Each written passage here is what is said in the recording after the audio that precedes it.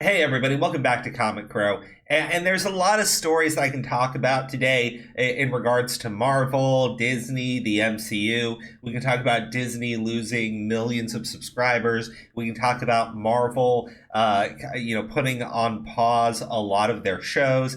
Kevin Feige coming out recently and saying, hey, we're going to have to slow down the shows because nobody is watching them. They're not breaking the top streaming shows at all. But one thing that I think is probably more important than all of that, we've got to talk about the outright downgrading of sex appeal within the MCU, but only in one direction. Okay, so guys, for those of you who don't know, this is the actress who plays Nebula. This is her in Jumanji, right? The Jumanji films are it's not a decade old. Okay, the second one came out just a few years ago. And as you can see, I mean, she's got a very specific body type, okay? She's lean, she's very attractive, okay? And this is Nebula in Guardians of the Galaxy 3, okay? Same actress. Do you notice a problem here? All right? This is not, oh, it's baggy clothes or it's tight clothes.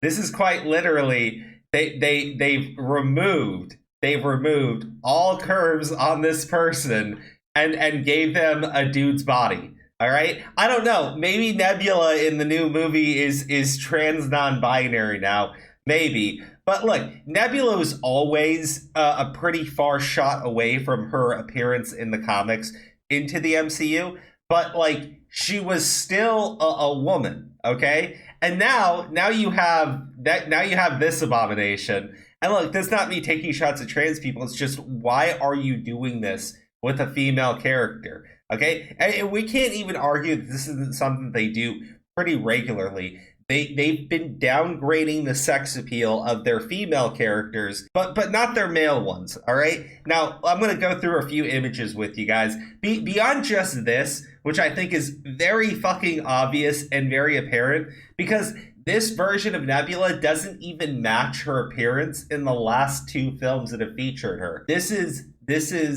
something else entirely. But anyways, moving on. This is Carol Danvers. This is the actual Carol Danvers from the comics. This is the original costume. I mean, it's tweaked a little bit, but this is the most iconic costume for Carol Danvers within the comics.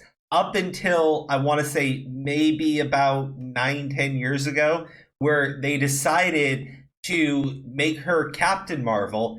And yeah, I would say that downgrade took place in the comics, but man, you can't look at this image of Carol Danvers and this image of Brie Larson and go, it's kind of like a massive downgrade, right? It's a massive downgrade. It's not just with her though. This is the way She-Hulk used to be seen in the comics, okay? She was very athletic, but still very attractive, okay? That's how she was drawn. That's how most people remember She-Hulk from the comics. Well, recently, look at the downgrade in the comics. They turned her into a muscle-bound dumbass, okay? Literally gave her they literally made her She-Hulk, okay?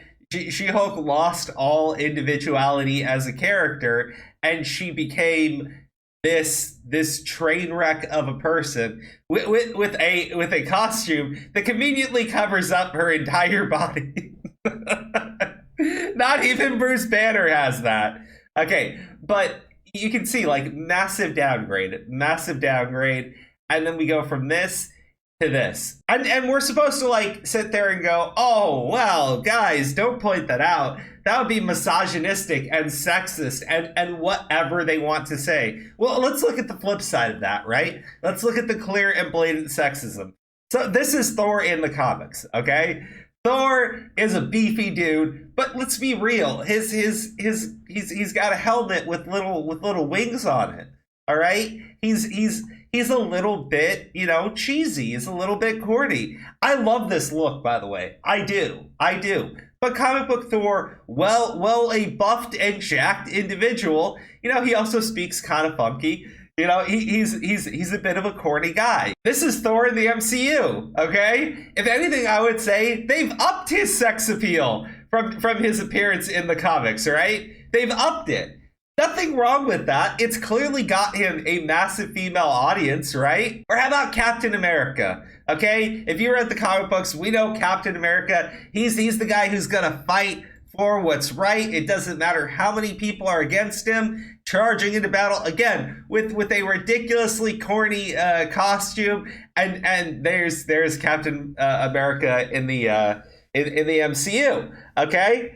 Like, I'm not saying he doesn't wear the flag, okay? I'm not saying he doesn't have the flag costume. What I am saying is, obviously, they know what their viewers want. They want to see they want to see Cap do this, okay? They want to see Captain America, Chris Evans, do this. Is there anything wrong with it? No, absolutely not. When I sit there and scream that they are sexualizing, just grossly sexualizing these characters, no, absolutely not. There's nothing wrong with it.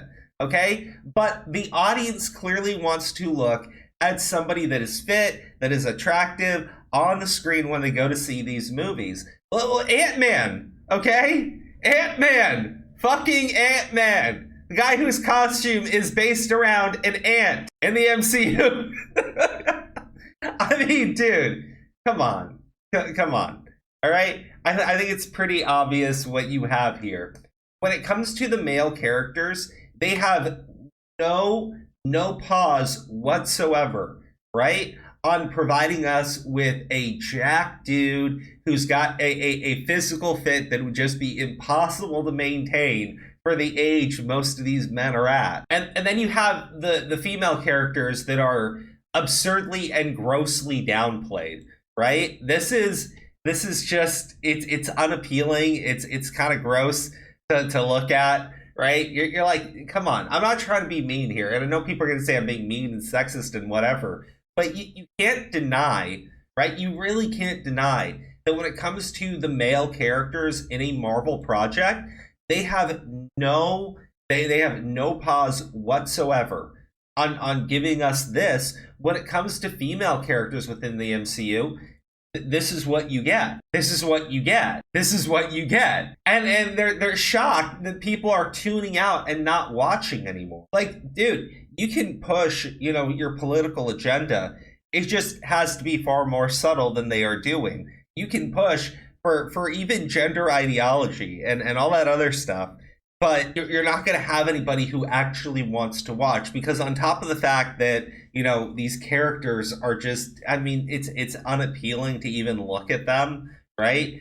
On top of all of that, okay, you want people to tune in, you want people to watch, you give political fucking speeches, and like, man, I'm not kidding. Watch Eternals and watch Wakanda Forever and tell me that these are incredible pieces of cinema, or even decent storytelling. Okay, it's not at all. And then on top of it, because here's the thing, man, I know that there are women. I know for a fact that there are women who came to watch these films just for scenes like this. Okay, that's all, just for this. That was it. They didn't care about the movies. They didn't care. They just wanted to see Cap do this. Well, there are men that will go see a female superhero just because of the costume. Okay? Just like there are women that will go see Captain America just to see Chris Evans do this. But you shunned them away. Okay? You kicked them out. You told them that they are wrong. They are wrong. They are wrong. This is attractive. This is attractive. This is attractive. And you wonder why they aren't showing up. You wonder why they aren't watching. You're going to outright call them some sort of bigot. This is just, to me, this is why the MCU is failing, because it has a fundamental misunderstanding of what its audience actually wants.